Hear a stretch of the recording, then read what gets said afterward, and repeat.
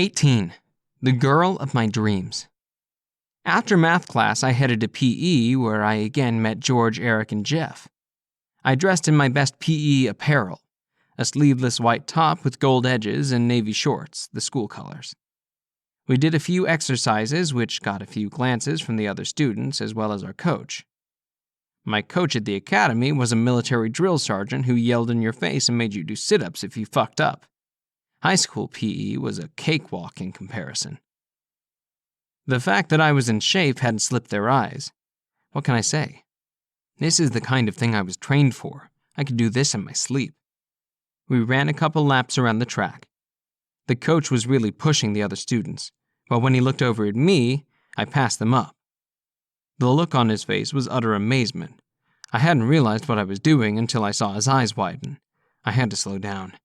Joseph would tell me not to overdo it. I wanted to stand out, but not in an awkward way that would show just how far from normal I was.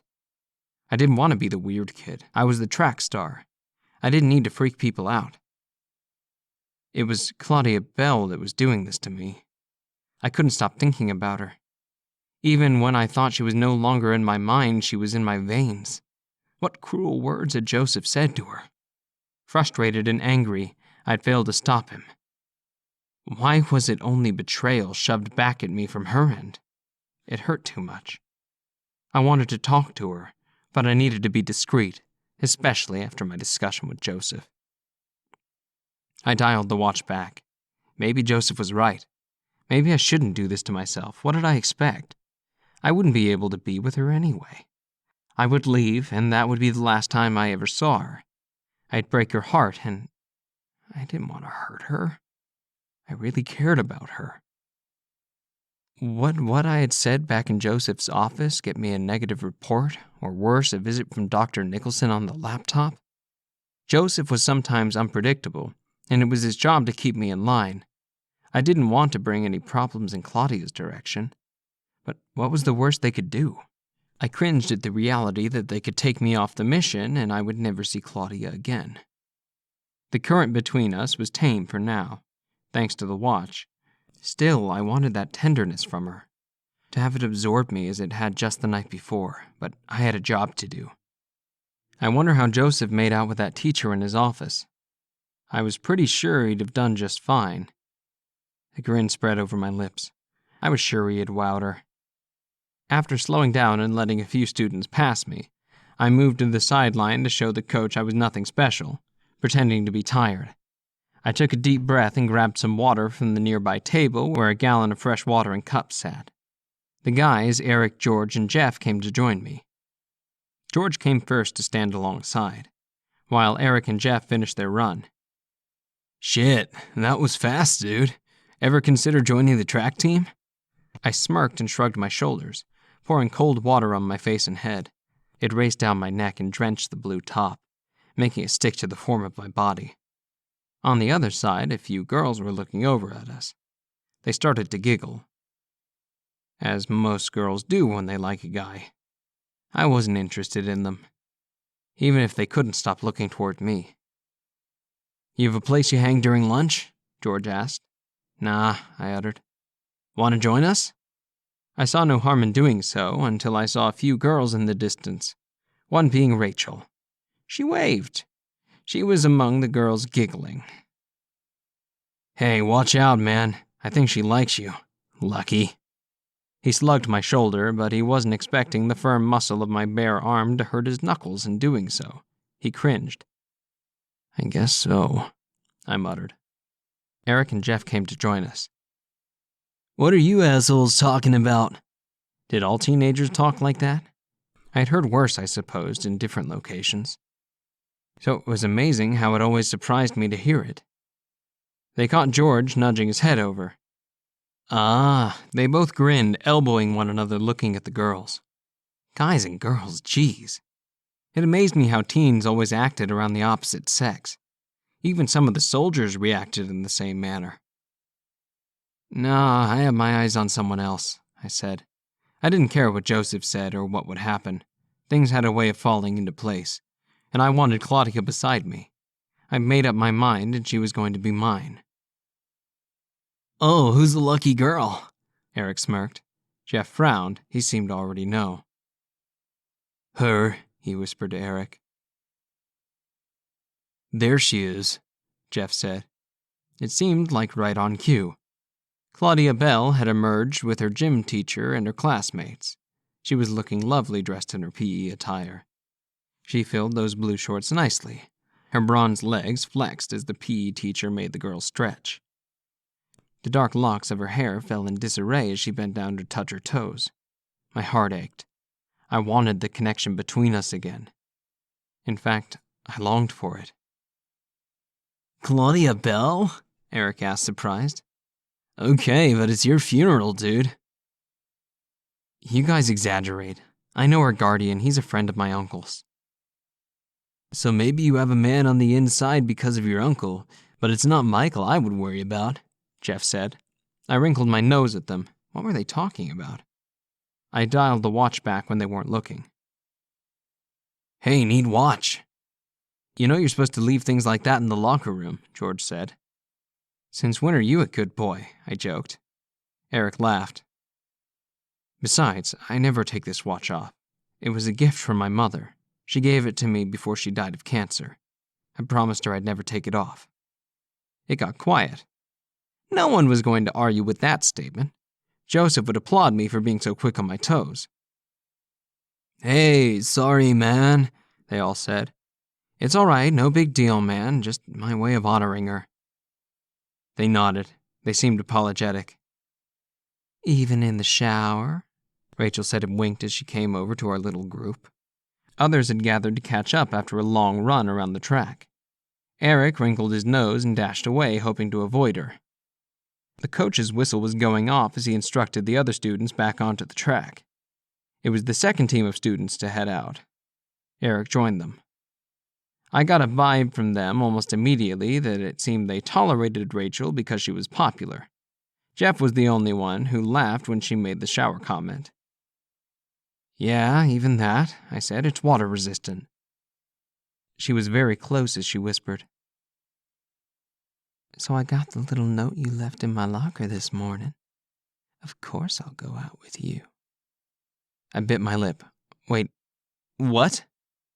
My confusion was evident from my tone, but I was sure the shocked look on my face made it even more clear that I wasn't following. Come on, John. You know you don't have to be shy. Sorry, Rachel. Whatever you think I did, I didn't. She held the note up and I snatched it. It read in part, I don't know how to approach you after the other day, or what to say, but I can't stop thinking about you, and I wanted to ask you if you would like to go out this weekend with me. I want to see you. Please take a chance. I promise I'll make it fun, John. It was in my handwriting, but it was not meant for her. Don't tell me you didn't write this. Someone had torn Claudia's name off the top portion of the note. It was meant for her. I put it in her locker just before I headed to class. Joseph had caught me in the hall after. He'd asked me what I was up to. Shit! He didn't. He wouldn't, would he? Claudia was exercising with her class. The current was flowing from her, so lovely. Her heart fluttered when she caught me in the distance looking in her direction. I smiled back at her. She turned her eyes away and she pushed me back with her mind. Claudia, I whispered. She could hear me. Her gaze assured me. The light push from her delighted me. It was something, a move, an acknowledgement. Talk to me, please, I said again. I don't talk to people who lie to me. Another push. I smiled, rewarded by her connection, even though it hurt my ego a little. I didn't lie to you. I should have mentioned everything, though. It just wasn't my plan to... I like you, Claudia. A lot. Please talk to me. I'm not going away. Rachel came to block my view. She handed me a piece of paper. And I'm not buying any of it. What's this? I asked her. My address. Come on, Claudia.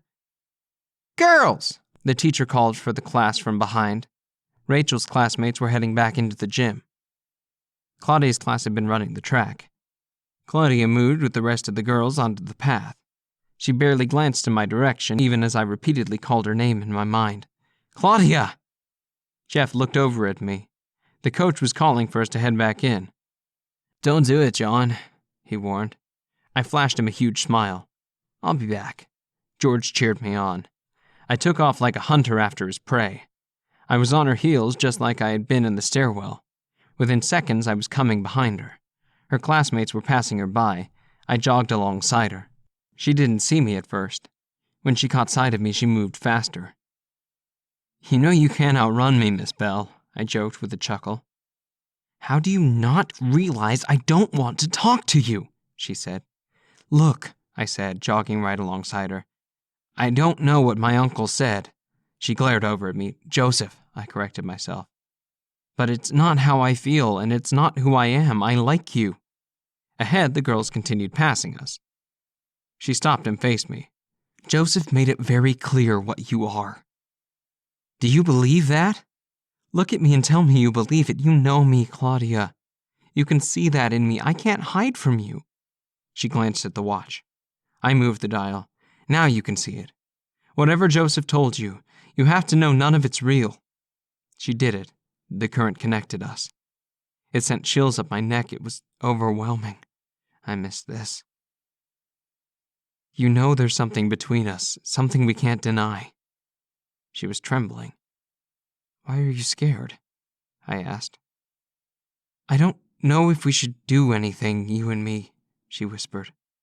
I cupped her cheek. A sensation raced up my hand from her.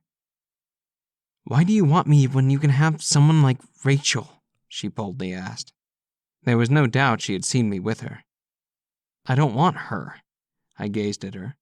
I wanted to kiss her, but I couldn't take such a dare so soon. The pupils of my eyes were dancing when her gaze flew upon me, and those brown eyes sparkled so strangely that if I hadn't been looking right at them, I wouldn't have noticed their beauty. "What about Joseph? I don't want to come between you two or get you in trouble." I grinned. She blushed. I felt her energy pulsing again. It was incredible. "Joseph does what I tell him." "What?" "I'm his boss." She looked confused. "Yeah, it was strange. A man as big as Joseph being told what to do by a 17-year-old teenager." "He stepped completely out of line in saying anything to you." I caressed her face. The current between us vibrated and made me exhale slowly. "Claudia, give me a chance to prove how much I care about you. To prove that you can trust me." The teacher called from behind. Our time was up. She pulled away from me. I took hold of her hand. "Think about it. Please. I have to go," she simply said. I absorbed her one last time as her fingers slowly slipped away, unlocking us from an electrifying embrace.